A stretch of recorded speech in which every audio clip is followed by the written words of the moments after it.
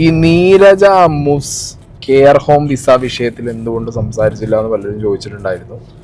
ഞാൻ പേഴ്സണലി ആ ഒരു വിഷയമായിട്ട് ബന്ധപ്പെട്ട് കുറച്ചധികം ആളുകളോട്, ആ വിഷയം എന്നിലേക്ക് എത്തിച്ച ആളുകളോട് ഞാൻ സംസാരിച്ച സമയത്ത് എനിക്ക് ഒന്ന് രണ്ട് കാര്യത്തിൽ ക്ലാരിറ്റി കിട്ടാത്തത് കൊണ്ടാണ് ഞാൻ ഇത്രയും ദിവസം ആ വിഷയത്തിൽ സംസാരിക്കായിരുന്നു. ഇപ്പോഴും ആ ഒരു ക്ലാരിറ്റി ഉണ്ടോയെന്ന് ചോദിച്ചു കഴിഞ്ഞാൽ ഇവർക്ക് എത്ര പൈസ കിട്ടി എന്നുള്ളതിന് ക്ലാരിറ്റി ഇല്ല.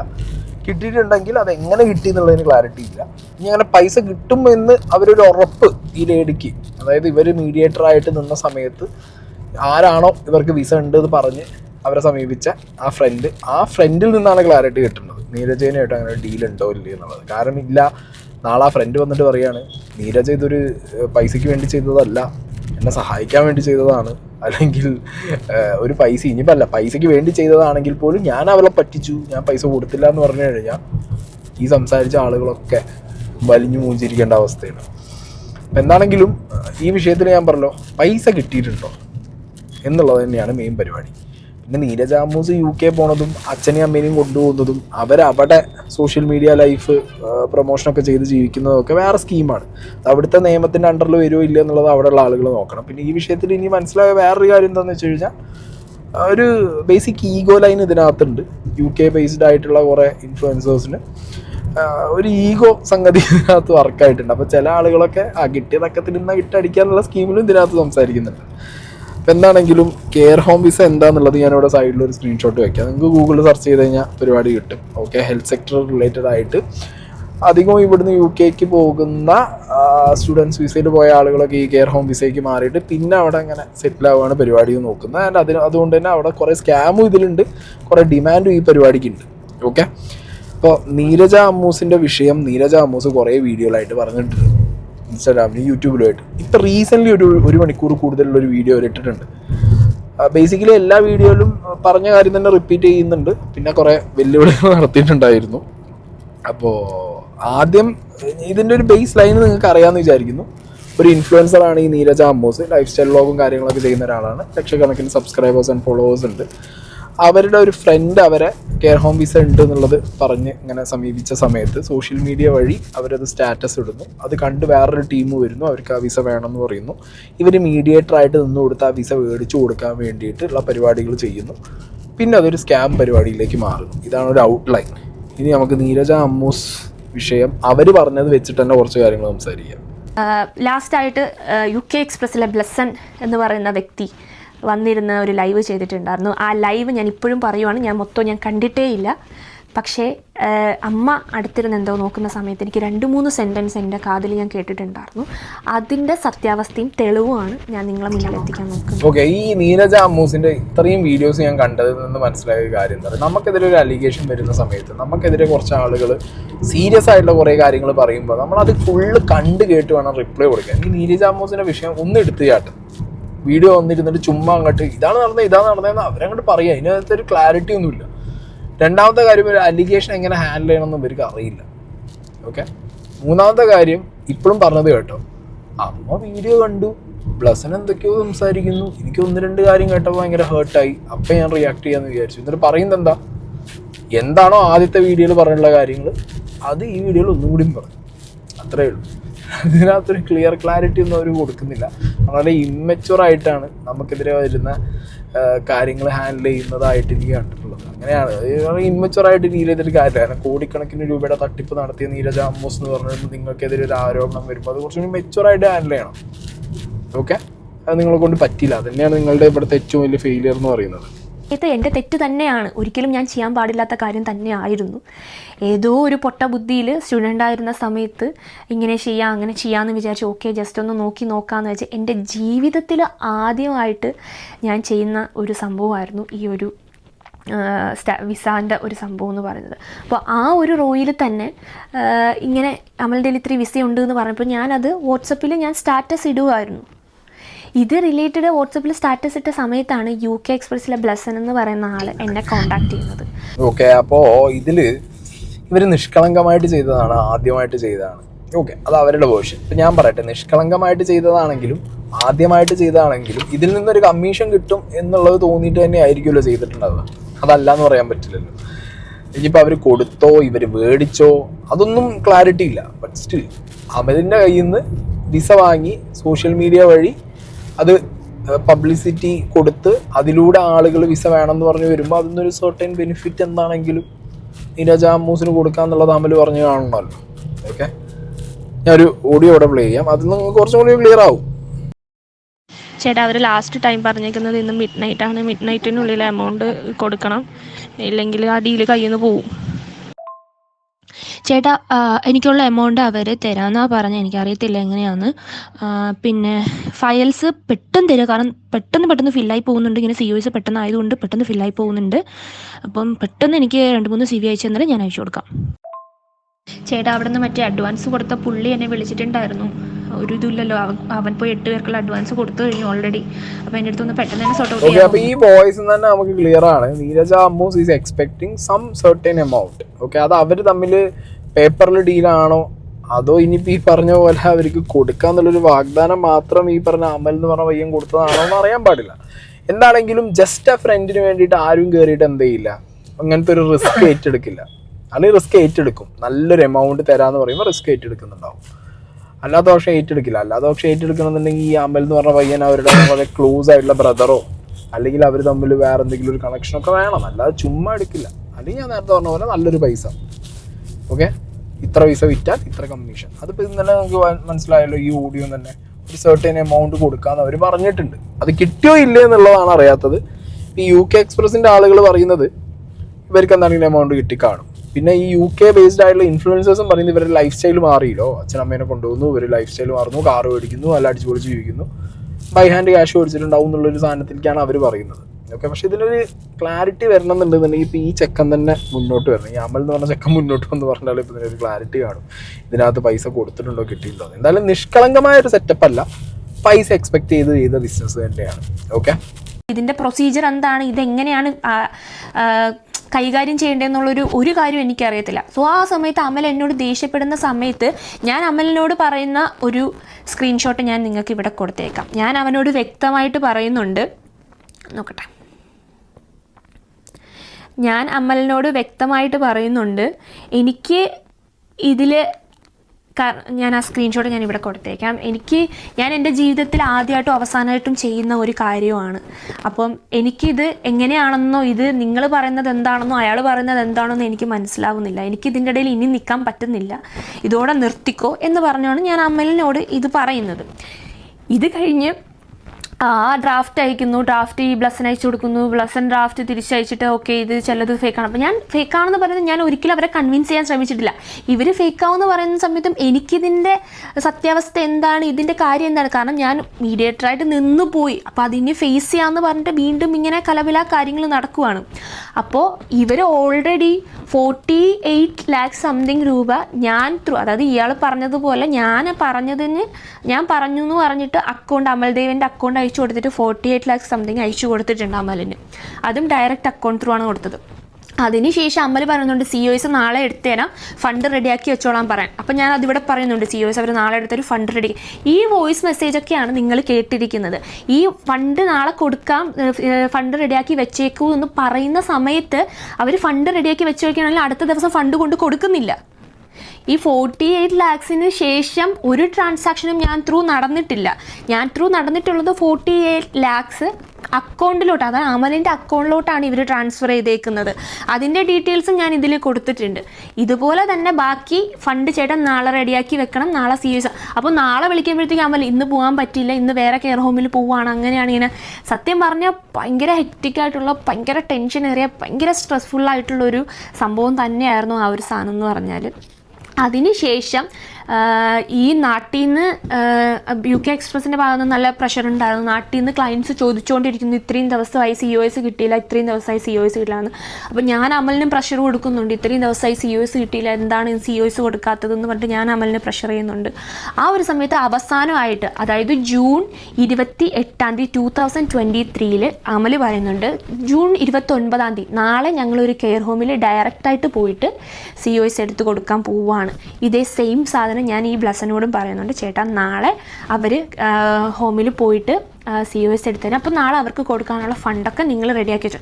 ഇതിൽ ഒരിടത്തും നിങ്ങൾ കേട്ടിട്ടുള്ള വോയിസിലാണെങ്കിലും നിങ്ങൾ കണ്ടിട്ടുള്ള സ്ക്രീൻഷോട്ടിലാണെങ്കിലും ഇതിൽ ഒരിടത്തും ചേട്ടാ എനിക്ക് ഫണ്ട് തരണം, എൻ്റെ അക്കൗണ്ടിലോട്ട് അയക്കണം എന്ന് ഞാൻ ഒരിക്കലും പറഞ്ഞിട്ടില്ല. ചേട്ടാ നിങ്ങൾ അവർക്ക് കൊടുക്കണം, അവരുടെ അക്കൗണ്ടിലോട്ട് അയക്കണം എന്നാണ് ഞാൻ പറഞ്ഞിട്ടുള്ളത്. ഓക്കെ, അപ്പോൾ ഇത്രയും ഈ നീരജ് ആമോസ് പറഞ്ഞതിൽ നിന്ന് ഒരു കാര്യം എനിക്ക് ക്ലിയർ ആയത് ഞാൻ പറയാം.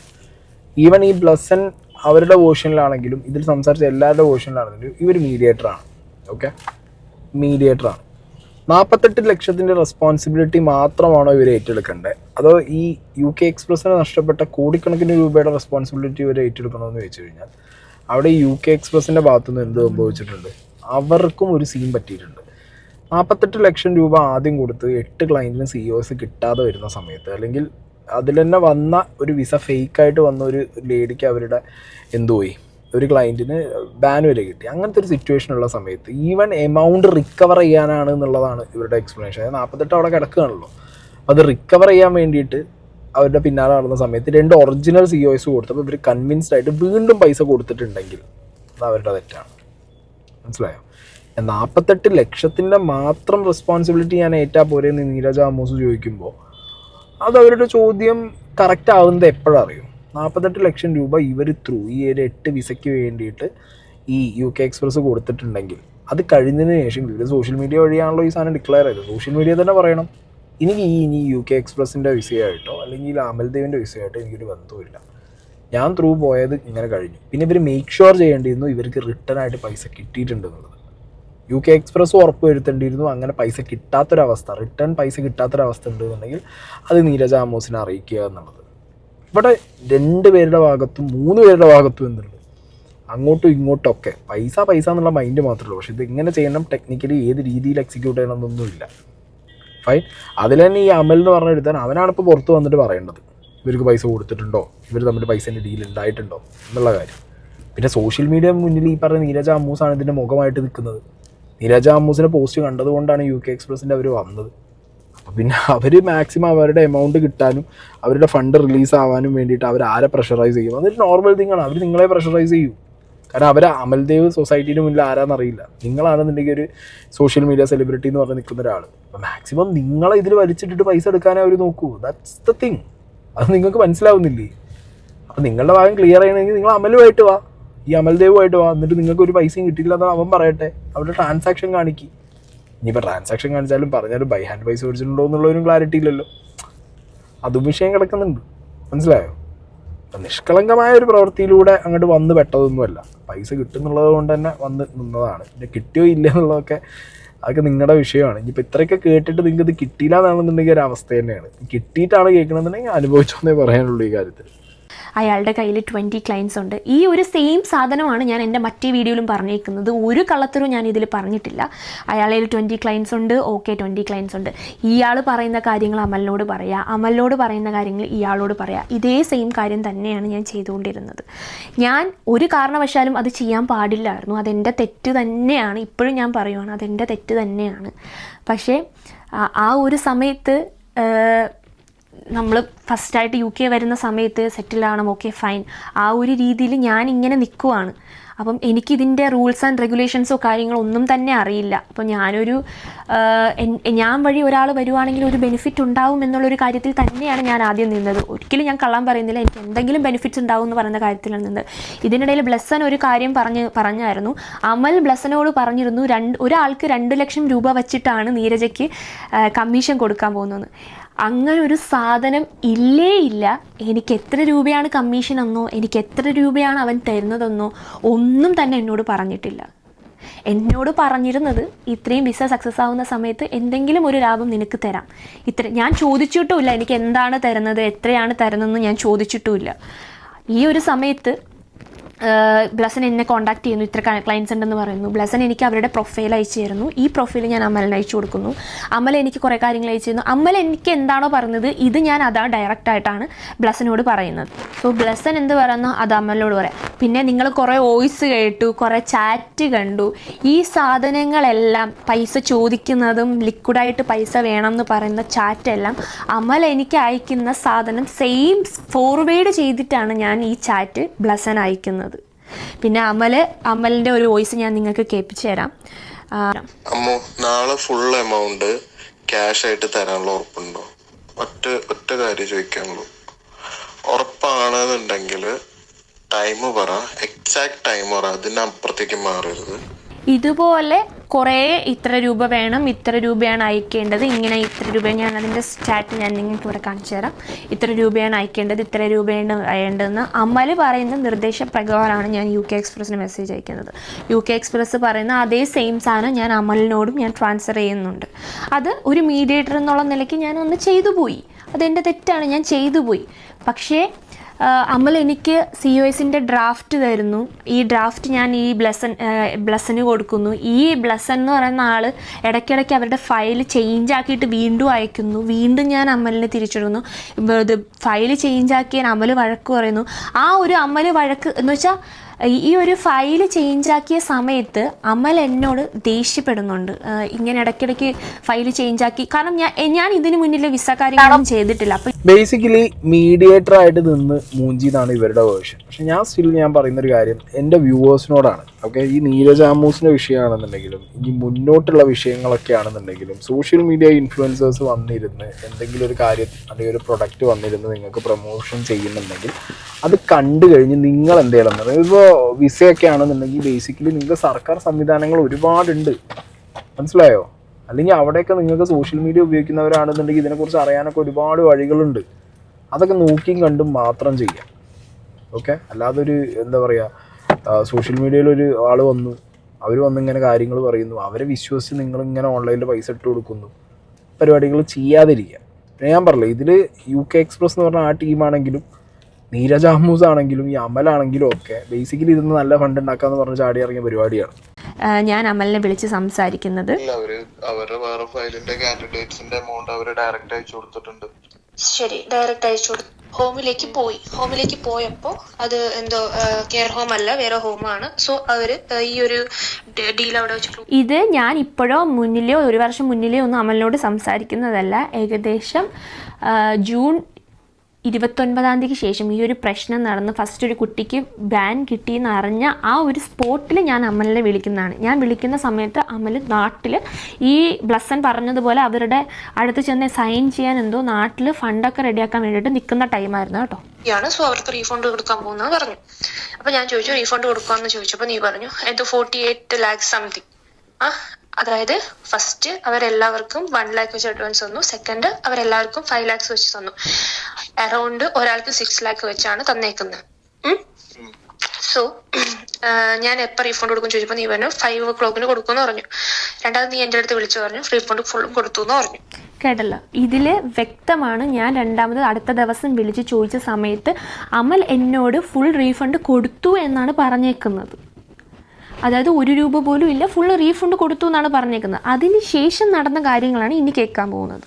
അതായത് 48 സംതിങ് റീഫണ്ട് കൊടുത്തു എന്ന് പറഞ്ഞു. അതിന് ശേഷം അവരെന്തെങ്കിലും എമൗണ്ട് തന്നു. അതിന്റെ ശേഷം പിന്നെ എനിക്ക് തന്നിട്ടില്ല. അവരുടെ വേറെ ഫയലിന്റെ കാൻഡിഡേറ്റ്സിന്റെ എമൗണ്ട് അവര് ഡയറക്റ്റ് അയച്ചു കൊടുത്തിട്ടുണ്ട്. ശരി, അവരുടെ വേറെ ഫയലിൻ്റെ കാൻഡിഡേറ്റ്സിൻ്റെ എമൗണ്ട് ഡയറക്റ്റായിട്ട് അയച്ചു കൊടുത്തിട്ടുണ്ട്. അയച്ചു കൊടുത്തത് അമലിൻ്റെ നിർദ്ദേശപ്രകാരമാണ്. ഇതിൽ എനിക്കൊരു ബന്ധവുമില്ല. അതിൽ ബ്ലസ്സൻ പറഞ്ഞേക്കുന്നത് നീരജയ്ക്ക് ഫസ്റ്റ് അയച്ചു തന്ന 8 കാൻഡിഡേറ്റ്സിൻ്റെ ഫയൽ തന്നെയാണ് പിന്നെ കണ്ടിന്യൂ ചെയ്തതെന്ന് ആണ്. അത് സത്യം തന്നെയാണ്. പക്ഷേ ഫസ്റ്റ് ആ തന്ന 8 കാൻഡിഡേറ്റ്സിൻ്റെ ഫയൽ 48 ലക്ഷം രൂപ റീഫണ്ട് അയക്കുന്നതോടെ ആ ക്ലോസ് അവിടെ കഴിഞ്ഞു. ഇത്രയും വിശ്വസിച്ച്, അതായത് 3-4 തവണ COS തരാം എന്ന് പറഞ്ഞ് അമൽ ഞങ്ങളെ ഇങ്ങനെ തരാം എന്ന് പറഞ്ഞുകൊണ്ടിരിക്കുന്ന ഒരാളെ വീണ്ടും വിശ്വസിച്ച് എന്തിനാണ് ബ്ലസ്സൻ എന്ന് പറയുന്ന ആൾ ഇത്രയും രൂപ അവൻ അയച്ചു കൊടുത്തത്? പിന്നെ ഇങ്ങനത്തെ പൈസയിൽ വിഷയം പൈസ പോയ വിഷയം വന്നു കഴിഞ്ഞാൽ പിന്നെ ആരും പുറത്തു പറയും. അങ്ങനത്തെ ഒരു കാര്യമുണ്ട് ഇതിനകത്ത്. ഇപ്പോൾ പുറത്തു പോകാൻ വേണ്ടിയിട്ട് ഇപ്പോൾ UK-ക്കോ ദുബായിക്കോ ഒക്കെ വിസയ്ക്ക് വേണ്ടി പൈസ കൊടുത്തിട്ട് തട്ടിപ്പിൽ പെട്ട് കഴിഞ്ഞാൽ സൊസൈറ്റീനോട് പറയാനും ഭയങ്കര മടിയാണ്. കാരണം ഫ്രണ്ട്സ് കളിയാക്കും, നാട്ടുകാർ കളിയാക്കും, അതുകൊണ്ട് ഇത് മിണ്ടാതിരിക്കുന്ന ഒരുപാട് പേര് നമ്മുടെ സൊസൈറ്റിയിൽ നമ്മൾ നോക്കിയാൽ നമ്മുടെ കുടുംബത്തിനകത്തൊക്കെ തന്നെ കാണാം. കുറേ ആളുകൾ ഇങ്ങനെ ഉണ്ടാവും, പറ്റിക്കപ്പെട്ടിട്ട് പിന്നെ അവർക്ക് പറയാൻ പറ്റില്ല, ചതിപ്പെട്ടു എന്നുള്ളത് പറയാൻ പറ്റില്ലല്ലോ. കാരണം പല രീതിയിൽ പൈസ അറേഞ്ച് ചെയ്തതായിരിക്കാം, അല്ലെങ്കിൽ പോകും എന്നുള്ളൊരു ഉറപ്പിൽ നിൽക്കുന്ന ആൾക്കാരായിരിക്കാം. മനസ്സിലായില്ല? അങ്ങനെ കുറേ കേസുകൾ വേറെയുണ്ട്. ആണെങ്കിൽ ഈ വിഷയത്തിന് ഞാൻ പറഞ്ഞല്ലോ, നീരജ അമ്മൂസ് ബേസിക്കലി ഒരു മീഡിയേറ്റർ ആയിട്ട് കളിച്ചു. ആ കളിച്ച കളി അവർക്ക് ആദ്യം തന്നെ കൈ കൊള്ളി. ഫൈൻ. പിന്നെ അവർ തമ്മിൽ ഡീൽ എന്താണെന്നുള്ളത് പറയേണ്ടത് ഈ അമലാണ്. പിന്നെ ഈ പൈസ കൊടുത്ത UK എക്സ്പ്രസ് പറഞ്ഞ ടീമിന് 48 ലക്ഷത്തിൻ്റെ കാര്യം എന്താണെങ്കിലും നീരജയോട് ചോദിക്കാം. ഓക്കെ, അതിൻ്റെ കാര്യങ്ങൾ നീരജ അമ്മൂസേൻ്റെ നേതൃത്വത്തിൽ നിന്ന് സെറ്റിലാക്കി കൊടുക്കേണ്ടി വരും അവർക്ക്. അത് കഴിഞ്ഞിട്ട് പിന്നെ അവർ കൊടുത്ത പൈസയും അവർ കൊടുത്ത കാര്യങ്ങളും ഇവരറിയാതെയാണ് ചെയ്തതെന്നുണ്ടെങ്കിൽ, അങ്ങനെ തന്നെയാണ് ചെയ്തതെന്നാണ് അറിയാൻ പറ്റിയത്. അങ്ങനെയാണെന്നുണ്ടെങ്കിൽ പിന്നെ അത് ഇവരെ തലയിലിട്ടിട്ട് നിങ്ങൾക്ക് ഇവർ സോഷ്യൽ മീഡിയ ഫേസ് ആയതുകൊണ്ട് ഇവരെ തലയിലിട്ടിട്ട് അതും കൂടി എടുക്കുക എന്നുള്ള രീതിയിലാണെന്നുണ്ടെങ്കിൽ അത് മോശം പരിപാടിയാണ്. അത് നിങ്ങളെ കയ്യിൽ നിന്ന് പറ്റിയ ഫോൾട്ടാണ്. നിങ്ങളെ എൻക്വയറി ചെയ്ത് നിങ്ങൾ ചെയ്യേണ്ട കാര്യങ്ങളായിരുന്നു, അത് നിങ്ങൾ ചെയ്തില്ല. കാണിച്ചു തന്നു എന്നുള്ളതുകൊണ്ട് എല്ലാം കൂടി കൊണ്ടുപോയി കൊടുക്കാനും പറ്റില്ലല്ലോ. അതും ഇവർ ഉടായിപ്പാന്ന് അറിഞ്ഞിട്ടും ഒരു 2 COs കിട്ടിയപ്പോൾ വീണ്ടും അത് കിട്ടുമെന്ന് വിചാരിച്ച് കൊണ്ടുപോയി കൊടുത്തതാണല്ലോ. ഇതിൻ്റെ കോർ എന്ന് പറയുന്നത് ഈ അമലാണ്. ഇവനെ കിട്ടണം. ഓക്കെ, ഇവൻ്റെ കയ്യിലാണ് കംപ്ലീറ്റ് പൈസ ഉള്ളത്. ഇവനാണ് ഇത് ആർക്കൊക്കെ എന്തൊക്കെ കൊടുത്തു എന്നുള്ളത് അറിയുന്നത്. ഇനി ഈ അമലിനെ പിടിക്കുമ്പോഴാവും രസം. വേറെ കുറേ ക്യാരക്ടേഴ്സ് കാണും. അമലിനെയും വേറെ ആരെങ്കിലും പറ്റിച്ചാണെങ്കിലോ സീനും കാണുമല്ലോ. അതും ഇനിയിപ്പോൾ അമലിന് പറയാനുണ്ടാവും. എന്താണെങ്കിലും ആകെ മൊത്തം എനിക്ക് ഈ സോഷ്യൽ മീഡിയയിലുള്ള എൻ്റെ വീഡിയോ ചെയ്യുന്ന കൂട്ടത്തിലുള്ള നമ്മുടെ ഫ്രണ്ട്സിനോടൊക്കെയാണ് പറയാനുള്ളത്, ഒരു പ്രൊഡക്റ്റോ ഒരു സാധനമോ ഒന്നും അറിയാതെ കയറിയിട്ട് ഇതേപോലെ എൻഡോസ് ചെയ്യരുത്, പണി വരും. പിന്നെ കാണുന്ന വ്യൂവേഴ്സിനോട് ഇതൊന്നും വിശ്വസിച്ച് നിങ്ങൾ 100% എന്ന് പറഞ്ഞാൽ എവിടെ എടുത്ത് ചാടരുത്. നിങ്ങൾക്കത് അത്രയും എൻക്വയറി ചെയ്ത് അന്വേഷിച്ച് കണ്ടുപിടിച്ചിട്ട് മാത്രം എന്ത് ചെയ്യുക, പൈസ സ്പെൻഡ് ചെയ്യുക, പ്രൊഡക്ട്സ് വാങ്ങുക, അല്ലെങ്കിൽ ഇതേപോലുള്ള കാര്യങ്ങൾ, ജോലിയാണെങ്കിലും വിസ ആണെങ്കിലും ഒക്കെ നോക്കുക. ഓക്കെ, അത്രയേ ഉള്ളൂ.